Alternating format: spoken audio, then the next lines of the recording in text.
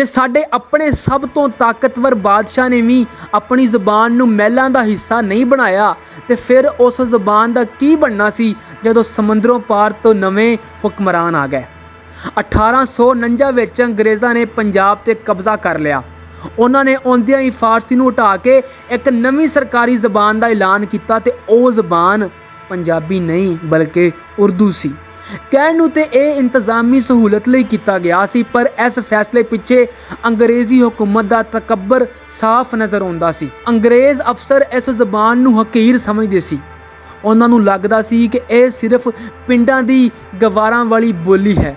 ਇੱਕ ਅੰਗਰੇਜ਼ ਜੱਜ ਸਟਾਕਡਨ ਨੇ 1895 'ਚ ਬਕਾਇਦਾ ਸਿਫਾਰਿਸ਼ ਲਿਖੀ ਕਿ ਮੇਰੀ ਨਜ਼ਰ ਵਿੱਚ ਪੰਜਾਬੀ ਇੱਕ ਅਨਪੜ੍ਹ ਜਿਹੀ ਬੋਲੀ ਹੈ ਜਿਹੜੀ ਕਦੇ ਵੀ ਪੱਕੀ ਜ਼ਬਾਨ ਨਹੀਂ ਬਣ ਸਕਦੀ ਤੇ ਜਿੰਨੀ ਛੇਤੀ ਇਹਦੀ ਜਗ੍ਹਾ ਉਰਦੂ ਲੈ ਲਵੇ ਓਨਾ ਹੀ ਚੰਗਾ ਹੈ। ਸੋਚੋ, ਸਾਡੇ ਵਾਰਿਸ ਸ਼ਾਹ ਤੇ ਬੁੱਲੇ ਸ਼ਾਹ ਦੀ ਜ਼ਬਾਨ ਦੇ ਬਾਰੇ ਉਹਨਾਂ ਦੀ ਇਹ ਸੋਚ ਸੀ। ਅੰਗਰੇਜ਼ਾਂ ਦੇ ਇਸ ਫੈਸਲੇ ਨੇ ਪੰਜਾਬੀਆਂ ਨੂੰ ਹਮੇਸ਼ਾ ਲਈ ਵੰਡ ਦਿੱਤਾ। ਉਰਦੂ ਹਿੰਦੀ ਦਾ ਝਗੜਾ ਪੂਰੇ ਹਿੰਦੁਸਤਾਨ ਵਿੱਚ ਚੱਲ ਰਿਹਾ ਸੀ ਤੇ ਪੰਜਾਬ ਵੀ ਇਸ ਦੀ ਲਪੇਟ ਵਿੱਚ ਆ ਗਿਆ। ਹੁਣ ਹਰ ਫਿਰਕੇ ਨੇ ਆਪਣੀ ਪਹਿਚਾਣ ਲਈ ਇੱਕ ਜ਼ਬਾਨ ਦਾ ਝੰਡਾ ਚੁੱਕ ਲਿਆ। ਮੁਸਲਮਾਨਾਂ ਨੇ ਉਰਦੂ ਨੂੰ ਅਪਣਾਇਆ।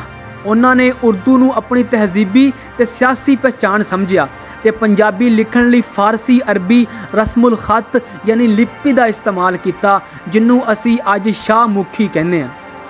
ਹਿੰਦੂਆਂ ਨੇ ਹਿੰਦੀ ਨੂੰ ਚੁਣਿਆ। ਇਸ ਦੇ ਜਵਾਬ ਵਿੱਚ ਪੰਜਾਬ ਦੇ ਹਿੰਦੂ ਹਿੰਦੀ ਜ਼ਬਾਨ ਤੇ ਉਸ ਦੇ ਦੇਵਨਾਗਰੀ ਰਸਮੁਲ ਖਤ ਦੇ ਅਲਮਬਰਦਾਰ ਬਣ ਗਏ।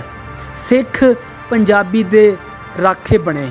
ਇਸ ਸਾਰੀ ਸੂਰਤ ਹਾਲ ਵਿੱਚ ਸਿੱਖ ਕੌਮ ਹੀ ਪੰਜਾਬ ਦੀ ਅਸਲ ਹਮਾਇਤੀ ਬਣ ਕੇ ਸਾਹਮਣੇ ਆਈ, ਪਰ ਉਹਨਾਂ ਨੇ ਪੰਜਾਬੀ ਦੀ ਪਹਿਚਾਣ ਨੂੰ ਆਪਣੇ ਮਜ਼ਹਬ ਤੇ ਗੁਰਮੁਖੀ ਰਸਮੁਲ ਖਤ ਨਾਲ ਇਸ ਤਰ੍ਹਾਂ ਜੋੜ ਦਿੱਤਾ ਕਿ ਇਹ ਸਿਰਫ ਸਿੱਖਾਂ ਦੀ ਜ਼ਬਾਨ ਬਣ ਕੇ ਰਹਿ ਗਈ। ਸੋਚੋ, ਜ਼ਬਾਨ ਉਹੀ ਸੀ ਪਰ ਉਹਦੇ 3 ਜਿਸਮ ਤੇ 3 ਪਹਿਚਾਨਾਂ ਬਣਾ ਦਿੱਤੀਆਂ ਗਈਆਂ। ਉਹ ਪੁੱਲ ਜਿਹੜਾ ਸਾਰੇ ਪੰਜਾਬੀਆਂ ਨੂੰ ਮਿਲਾਉਂਦਾ ਸੀਗਾ ਉਸ ਨੂੰ ਤੋੜ ਕੇ ਦੀਵਾਰਾਂ ਖੜੀਆਂ ਕਰ ਦਿੱਤੀਆਂ ਗਈਆਂ। 1947 ਦੀ ਤਕਸੀਮ ਨੇ ਸਿਰਫ ਧਰਤੀ ਦੇ ਟੁਕੜੇ ਨਹੀਂ ਕੀਤੇ, ਇਸ ਜ਼ਬਾਨ ਦੀ ਕਿਸਮਤ ਦਾ ਵੀ ਫੈਸਲਾ ਕਰ ਦਿੱਤਾ। ਹਿੰਦੁਸਤਾਨ ਵਾਲੇ ਪੰਜਾਬ ਵਿੱਚ ਲੰਬੀ ਜੱਦੋ-ਜਹਿਦ ਤੋਂ ਬਾਅਦ ਪੰਜਾਬ ਨੂੰ ਆਖਰਕਾਰ ਸੂਬੇ ਦੀ ਸਰਕਾਰੀ ਜ਼ਬਾਨ ਦਾ ਦਰਜਾ ਦੇ ਦਿੱਤਾ ਗਿਆ। ਪਰ ਪਾਕਿਸਤਾਨ ਵਾਲੇ ਪੰਜਾਬ ਦਾ ਮਾਮਲਾ ਬਿਲਕੁਲ ਅਲੱਗ ਸੀ। ਪਾਕਿਸਤਾਨ ਨੇ ਅੰਗਰੇਜ਼ਾਂ ਦੀ ਪਾਲਿਸੀ ਨੂੰ ਹੀ ਅੱਗੇ ਵਧਾਇਆ ਤੇ ਇੱਕ ਕੌਮ ਇੱਕ ਜ਼ਬਾਨ ਦੇ ਨਾਅਰੇ ਹੇਠ ਪੂਰੇ ਮੁਲਕ ਵਿੱਚ ਉਰਦੂ ਨੂੰ ਲਾਗੂ ਕਰ ਦਿੱਤਾ।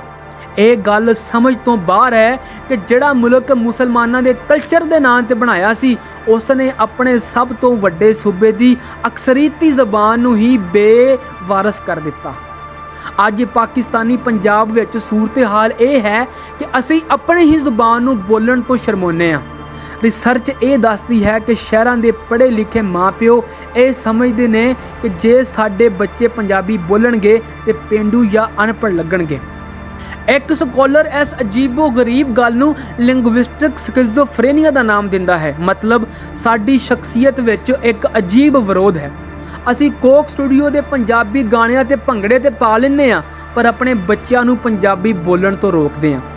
ਇਸ ਦਾ ਨਤੀਜਾ ਕੀ ਨਿਕਲਿਆ ਕਿ ਇੱਕ ਅੰਦਾਜ਼ੇ ਦੇ ਮੁਤਾਬਕ ਪਾਕਿਸਤਾਨ ਵਿੱਚ ਸਿਰਫ 2% ਪੰਜਾਬੀ ਆਪਣੀ ਮਾਂ ਬੋਲੀ ਨੂੰ ਲਿਖ ਜਾਂ ਪੜ੍ਹ ਸਕਦੇ ਆ।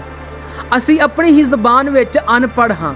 ਇਸ ਵਜ੍ਹਾ ਤੋਂ ਬੁੱਲੇ ਸ਼ਾਹ, ਵਾਰਿਸ ਸ਼ਾਹ ਤੇ ਖਵਾਜਾ ਫਰੀਦ ਦਾ ਅਨਮੋਲ ਖਜ਼ਾਨਾ ਸਿਰਫ ਚੰਦ ਕਿਤਾਬਾਂ ਤੱਕ ਮਹਿਦੂਦ ਹੋ ਕੇ ਰਹਿ ਗਿਆ। ਪਰ ਕੀ ਇਹ ਕਹਾਣੀ ਇੱਥੇ ਖਤਮ ਹੋ ਜਾਂਦੀ ਹੈ? ਨਹੀਂ, ਪੰਜਾਬੀ ਦੀ ਕਹਾਣੀ ਹਜੇ ਖਤਮ ਨਹੀਂ ਹੋਈ। ਇਹਦਾ ਦਿਲ ਜ਼ਖਮੀ ਜ਼ਰੂਰ ਹੈ ਪਰ ਹਜੇ ਵੀ ਧੜਕ ਰਿਹਾ ਹੈ। ਇਹ ਉਹਨਾਂ ਸ਼ਾਇਰਾਂ ਦੇ ਸੀਨੇ ਵਿੱਚ ਧੜਕ ਰਿਹਾ ਹੈ ਜਿਹੜੇ ਅੱਜ ਵੀ ਇਸ ਜ਼ੁਬਾਨ ਵਿੱਚ ਲਿਖਦੇ ਨੇ। ਇਹ ਉਹਨਾਂ ਫਨਕਾਰਾਂ ਦੀ ਆਵਾਜ਼ ਵਿੱਚ ਜ਼ਿੰਦਾ ਹੈ ਜਿਹੜੇ ਇਹਦੀ ਗੂੰਜ ਪੂਰੇ ਜੱਗ ਵਿੱਚ ਫੈਲਾ ਰਹੇ ਨੇ ਤੇ ਉਹਨਾਂ ਆਮ ਲੋਕਾਂ ਦੀ ਹਿੰਮਤ ਵਿੱਚ ਕਾਇਮ ਹੈ ਜਿਹੜੇ ਇਸ ਜ਼ੁਬਾਨ ਨੂੰ ਜ਼ਿੰਦਾ ਰੱਖਣ ਦੀ ਲੜਾਈ ਲੜ ਰਹੇ ਨੇ।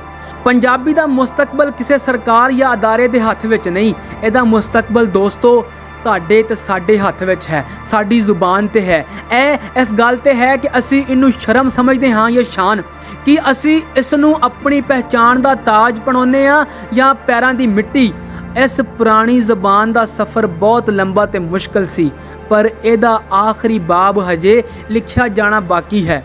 ਕਲਮ ਹੁਣ ਸਾਡੇ ਹੱਥ ਵਿੱਚ ਹੈ। ਸਵਾਲ ਸਿਰਫ ਇਹ ਹੈ ਕਿ ਅਸੀਂ ਇਹਦਾ ਮੁਸਤਕਬਲ ਲਿਖਾਂਗੇ ਜਾਂ ਇਹਦਾ ਮਸੀਹਾ।